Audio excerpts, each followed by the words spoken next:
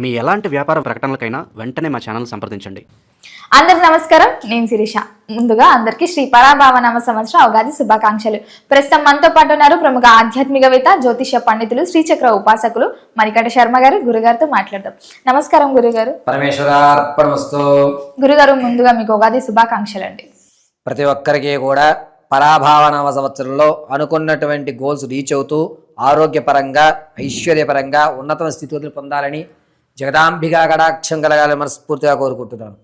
గురుగారు, ముఖ్యంగా మన ఉగాది అనగానే మన తెలుగింటి వారందరికీ గుర్తుకొచ్చేది చెర్రుసులతో పాటు జాతకాలు. ఈ సంవత్సరం మాకు ఎలా ఉండబోతుంది, ఎలాంటి జాగ్రత్తలు తీసుకోవాలి, ఆర్థిక పరంగా ఎలాంటి డెవలప్మెంట్స్ ఉన్నాయి, వ్యక్తిగతంగా ఎలాంటి జాగ్రత్తలు తీసుకోవాలని అందరూ అనుకుంటూ ఉంటారు. సో ముఖ్యంగా చూసుకుంటే మరి ద్వాదశ రాశిలో అయిన సింహరాశి వారికి ఈ సంవత్సరం ఎలా కలిసి వస్తుంది అంటారు? నవగ్రహాల ప్రభావం ఈ రాశి వారి పట్ల ఎలా ఉంటుందంటారు? ఓవరాల్గా చూసుకుంటే ఆర్థిక పరంగా, ఆరోగ్యపరంగా ఎలాంటి జాగ్రత్తలు తీసుకుంటే ఈ సంవత్సరం అంతా బాగుంటుందంటారు? పరాభావనామ సంవత్సరంలో ద్వాదశ రాశుల్లో సింహరాశి వారి ఫలితం ఏ విధంగా ఉండబోతోంది అంటే, ఎవరెవరు ముందుగా సింహరాశిలోకి విచ్చేస్తారు, ఏ నక్షత్రం వారు అంటే మఘా నక్షత్ర 4 పాదాలు, అదేవిధంగా పుబ్బా నక్షత్ర 4 పాదాలు, ఇక ఉత్తరా నక్షత్ర 1వ పాదం వారు సింహరాశిలోకి విచ్చేస్తారు. ఈ సింహరాశి వారు పరాభావన సంవత్సరంలో ఏ విధమైన ఆలోచన ఉంటుంది అంటే, సమాజం అంతా తప్పుగా ఉంది, నేనొక్కనే ఖచ్చితంగా ఉన్నాను అనేటువంటి ఒక ధోరణిలోకి వెళ్ళిపోతారు. ఒంటరిగా ఉండడానికి ఎక్కువ శాతం ఇష్టపడుతూ ఉంటారు. దైవం కంటే, అదేవిధంగా వేరే వ్యక్తుల కంటే నేనే గొప్ప, అహం బ్రహ్మాస్మి అని నానుడి నాకెందుకు వర్తించదు, నేను ఎందుకు ఎన్ని పనులు నేను ఎందుకు చేసుకోలేను అని క్వశ్చన్ మార్క్స్ వీళ్ళకి తిరుగుతూ ఉంటాయి. పైగా ఒంటరిగా ఉండడం, ఎవరికీ కనబడకుండా వెళ్ళిపోవడం, కొన్ని రోజులు గుప్తంగా ఉండడం అనేటువంటి ఆలోచన ద్వారా ఉంటారు. మానసికంగా ఇబ్బంది పడుతూ ఉంటారు. చాలా జాగ్రత్తగా ఉండాలి సింహరాశి వారు. కొన్ని స్థితుల్లో వీరు అనేకమైన ఇబ్బందులు గురి అయ్యేటువంటి ప్రమాదాలు కూడా ఉన్నాయి. ఆలోచన అనేటువంటిది క్షణికాలాల్లో తీసుకునే నిర్ణయాలు ఎక్కువగా ఉంటాయి. కాబట్టి వీళ్ళు ఎప్పుడూ కూడా ఒంటరిగానే ఉంటారు. వీరిని ఒక కంట కనిపెట్టుకుంటూనే ఉండాలి అందరూ. అది బంధువులు అయితేనే, లేకపోతే పిల్లలైతేనే. పిల్లలు ఒకవేళ కనుక ఉంటే కనుక వేరే రూమ్లో ఉన్నారంటే చూసుకుంటూ ఉండడం చాలా మంచిది. కాలేజీ నుంచి కానీ స్కూల్ నుంచి కానీ వచ్చిన తర్వాత వాడి మొహంలో ఎలా ఉన్నాడు, ఏదైనా డల్గా అనిపిస్తున్నాడా, డల్గా అనిపిస్తే ఒంటరిగా మాత్రం వదులుకోకుండా చాలా జాగ్రత్తగా ఉండి అబ్జర్వేషన్ అనేటువంటిది పరాభావన సంవత్సరంలో సింహరాశి వారికి చెప్పదగ్గ సూచన. ఇక వీరి యొక్క రాజపూజ్య అవమాన ఏ విధంగా ఉండబోతున్నాయనే విషయానికి వస్తే, ఆదాయం 5, వ్యయం 5, రాజ్యపూజ్యాలు 7, అవమానాలు 7, అన్నీ సమతుల్యంగా ఉంటాయి. ఎక్కడ హెచ్చుదక్కులకు పోరు. ఆనందం వచ్చిన మొహంలో వెచ్చించదు, అవమానం వచ్చిన మొహంలో కనబడదు. సమతుల్యంగా అలా జరిగిందా, జరుగుద్ది. అవలేదా, అంత మన మంచికి అనేటువంటి మన మంచికి అనేటువంటి ధోరణ ఉండదు. అవలేదు కదా, చూద్దాం, అయ్యిందా, మందే, ఈ ధోరణిలో నడుస్తారు తప్ప ఎక్కడా కూడా మన మంచికే, భగవంతుడు నిర్ణయం వల్ల జరిగింది అనేటువంటి ఉండవు. నేను ఎందుకు కాన్ఫిడెన్స్గా ఉండాలి, నేను ఎందుకు సమాజంలో అందరితో పాటుగా ఉండాలి, నేను వ్యక్తిగతంగా నేనది వేరు అనేటువంటి ధోరణిలో ఉంటారు. ఎంతసేపు ప్రశ్నార్థకమే వీరి జీవితం. పైగా గురుడు 12వ ఇంట కేతువుతో కలిసి ఉండడం వల్ల ధనపరంగా అనేకమైన సమస్యలు ఏర్పడతాయి. ఇక్కడ తీసుకొచ్చి అక్కడ పెట్టాలి, అక్కడ తీసుకొచ్చి ఇక్కడ పెట్టాలి. ఇవి రెండింటికి కూడా వడ్డీలు కట్టుకుంటూ వేరే చోట తీసుకొచ్చి అప్పులు తీర్చాలి. ఇదే గందరగోళం, కన్ఫ్యూజన్లో ఉంటారు తప్ప ఒక ఖచ్చితమైన నిర్ణయానికి రాలేరు. ఏ నిర్ణయం తీసుకుందామన్నా దాంట్లో ముందు నెగిటివ్ చూస్తారు. ఏదైతే ముందుకు వెళ్దాం అనేది ఉండదు. ముందు నెగిటివ్, తర్వాత పాజిటివ్ గురించి ఆలోచిస్తారు. 98% నెగిటివ్నే ఆలోచిస్తారు. ముఖ్యంగా గురుగారు, మరి విద్యార్థులకు ఎలా ఉంటుందంట? జ్ఞాపక శక్తి పెరుగుతుంది, కొత్త స్నేహాలు ఏర్పడతాయి.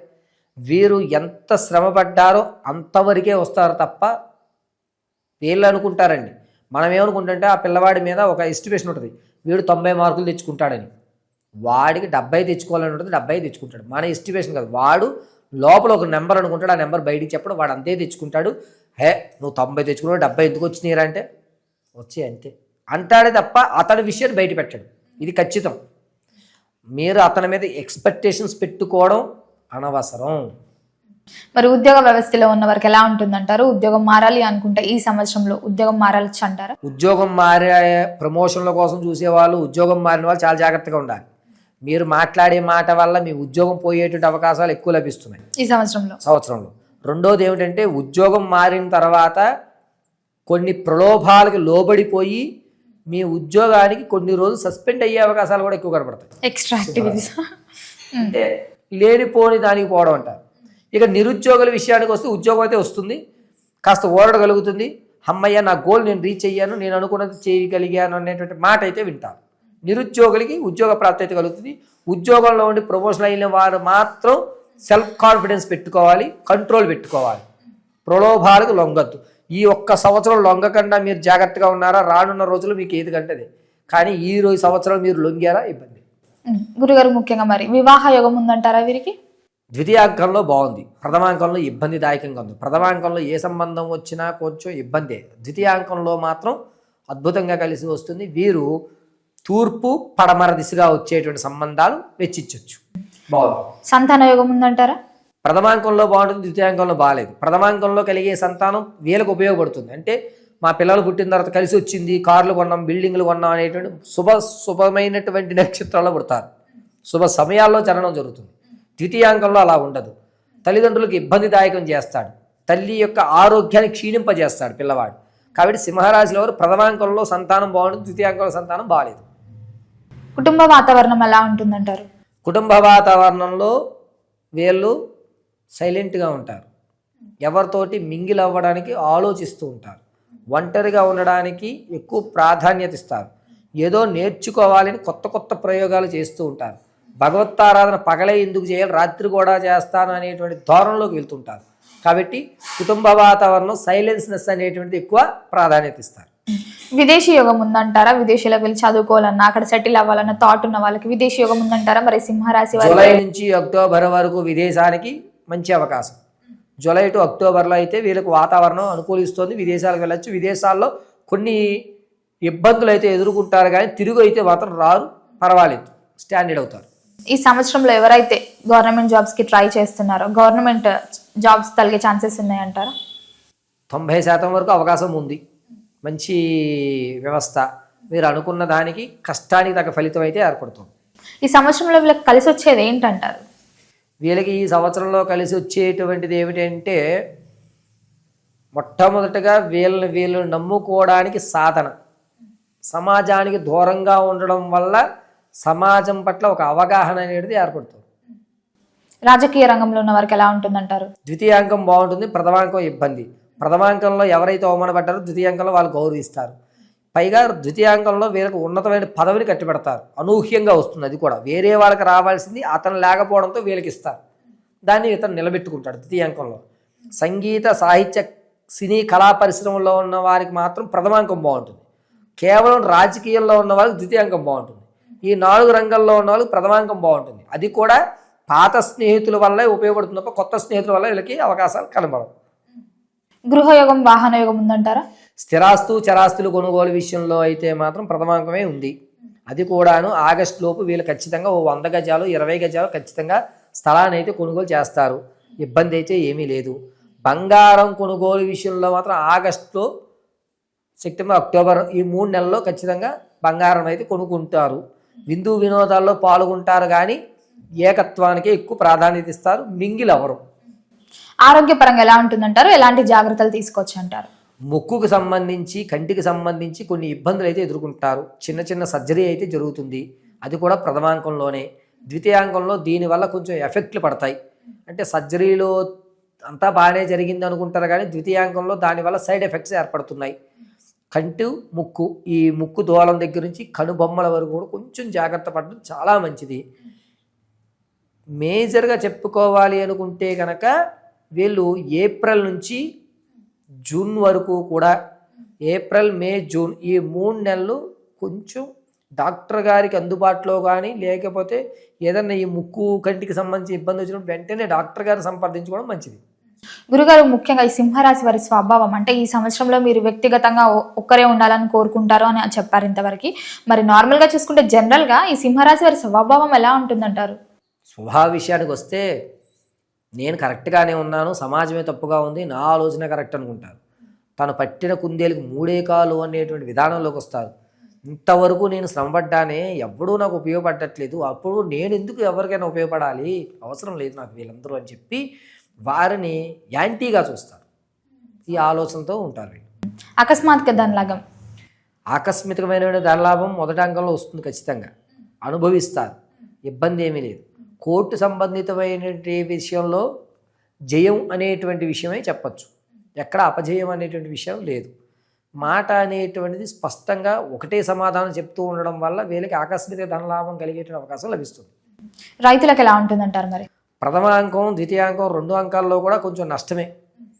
పెట్టిన పెట్టుబడికి కొంచెం తక్కువలో లభిస్తుంది. సర్లే ఈసారి ఎందుకో భగవంతుడు మనల్ని అనుగ్రహించలేదులే అని ఊరట చెందడం తప్ప బాగా కలిసి వచ్చేసిన వ్యవస్థ లేదు. గురుగారు, ముఖ్యంగా సింహరాశిలో ఉన్నవారు ఎవరైనా సొంతగా వ్యాపారాలు పెట్టాలి, పెట్టుబడులు పెట్టాలి, రియల్ ఎస్టేట్లో ఉంటుంటారు కదా, మరి వీళ్ళకి ఎలా ఉంటుందంటారు? పెట్టుబడులు ఎవరైనా పెట్టాలి అనుకుంటే కనుక ప్రథమ అంకంలో పెట్టుకోండి, ద్వితీయాంకంలో పెట్టుబడులు అసలు ఎట్టి పరిస్థితుల్లో పెట్టద్దు. మీరు పెట్టేటువంటి వ్యాపారాలు మీడియాకి సంబంధించి కానీ, అదేవిధంగా పక్షులను అమ్మేటువంటి ఉంటాయి చూసారా, అటువంటి పెట్స్కి సంబంధించి కానీ, లేని పక్షంలో ఈ సీ ఫుడ్స్కి సంబంధించి మేత దొరుకుతుంది. ఆ ఫుడ్ సీ ఫుడ్స్ ఈ చేపలకు కానీ రొయ్యలకు కానీ మేత ఉంటుంది, పశువులు దాణా అటువంటివి కానీ కలిసి వస్తాయి.